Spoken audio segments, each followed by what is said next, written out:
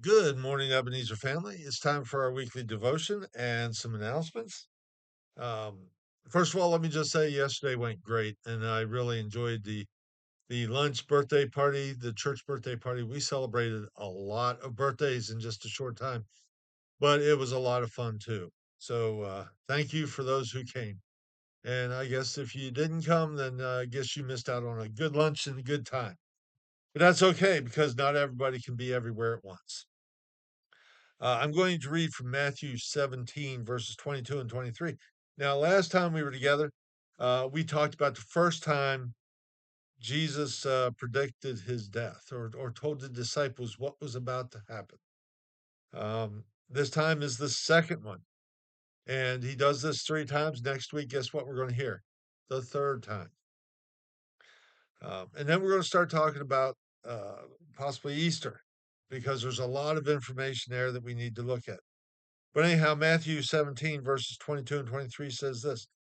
When they came together in Galilee, he said to them, now that when he says they, it's talking about Jesus and the disciples here, the apostles.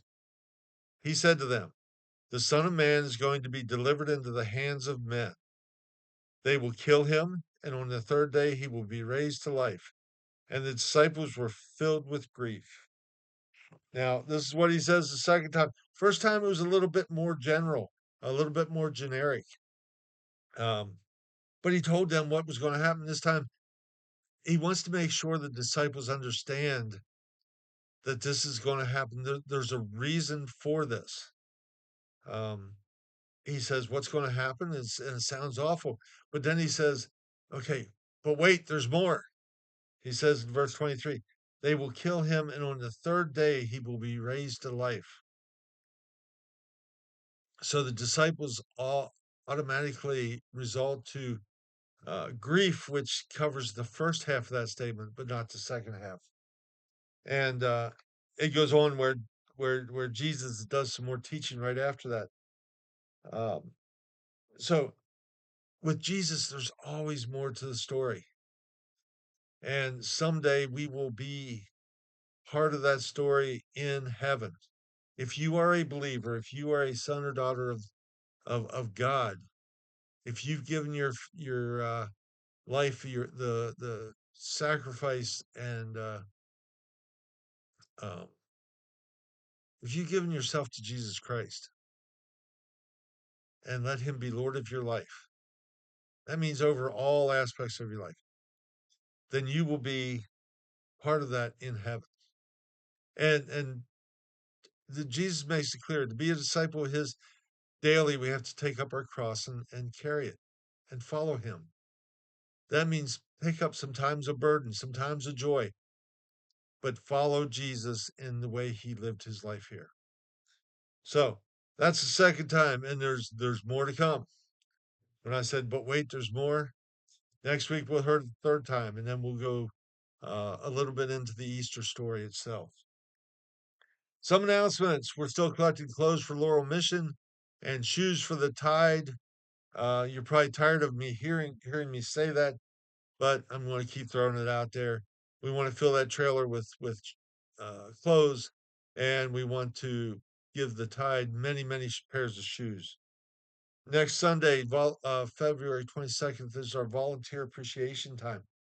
If you are a volunteer at Ebenezer in any way, in part of God's ministry here, we encourage you to come back just so we can say thank you. That's the property team or anybody that teaches or helps teach or helps with one of the other ministries. Maybe they serve Saturday morning breakfast to the men or prepare a funeral meal, or the list just goes on and on and on and on. Safety team, the worship team, uh, those that come in and still pick up a little bit afterwards, or maintain the information center, uh, those that help sort clothes for Laurel Mission, all these things plus so many more. We just want to say thank you because God has called us to do things here at Ebenezer, and you are part of that. March 1st, Nathan Boggs will be out at Rose Grove at 6 o'clock in the evening. That's a Sunday evening. You're invited. Um, come on out and hear what Nathan has to say about what's going on down at Laurel Mission. It'll be a great, great evening. Easter flowers. We're offering Easter flowers, and they are $11 for a pot that has either a red tulip or a pot that has a pink or blue hyacinth in it. You'll have to choose your color. Or $14 for a white lily in a pot. And you purchase these next Sunday, the 22nd is the deadline for this. Uh, you can either sign up in the information center or call the office and we'll get you on the list. But they'll be used to decorate the sanctuary at Easter time, and then you can take them home and enjoy them at home. Let's see here. What else? What else do we got? Uh, Charlie does a Sunday school class. We call it a tribe on Sunday mornings before service, and they are starting to meet in the fellowship hall. So when you come in, you'll see a little bit difference. The big door between the sanctuary and fellowship hall may be closed. That doesn't prevent you from going back into fellowship hall. They may be still in their class, and that's okay. We just ask that you respect that class. There's still going to be coffee and occasionally some sweet treats back there. Sit back there and enjoy them, and maybe listen in on what's being said in the Sunday school class. It's a great opportunity. Let's see here. We are planning a baptism, and we're looking probably mid to late March. We're still trying to refine the date. It'll be on a Sunday morning, and it'll be in conjunction in some way with the morning service. The last time we did it right after service and invited everybody to stay. But if you are interested in being baptized, please call the office or let me know so that we can talk to you and discuss all the details. That'll be coming up quick, and we're looking at trying to do a membership class as well in conjunction with that. So keep those two things in the back of your mind. The last announcement has to do with our nursery. Um, Before I say about the nursery, let me just say our Kingdom Kids, we have shifted gears a little bit, and our Kingdom Kids only meets Sunday mornings on the second and fourth Sundays. Now, one of the objectives of that is to keep that age group in service with us and let them participate in the worship and as much as they can in the service. I know that that can be a challenge for some children, but we want them up there. And in the very near future, we will have some activity kits for them that you can just check out and return at the end of the service to help them uh, maybe stay occupied when they get a little restless. But second and fourth Sundays for Kingdom Kids. Now back to the nursery. Um, and this one's a little tough. The nursery is for up to age 4. Uh, that is where Kingdom Kids starts. So we ask that we only use the nursery for those 4 and less, so that the staff of the nursery can do their job properly.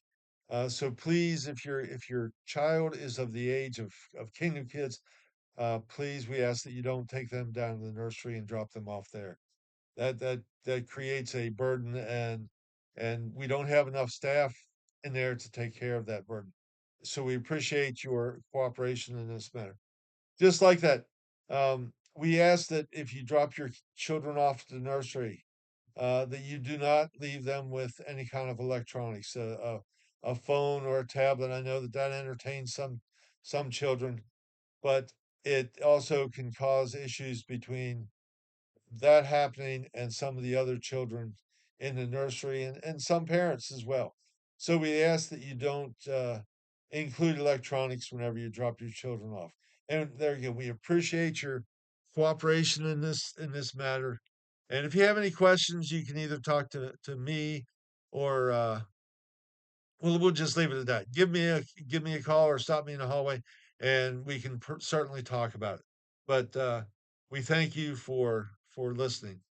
That's it for announcements. So until next time, God be with you.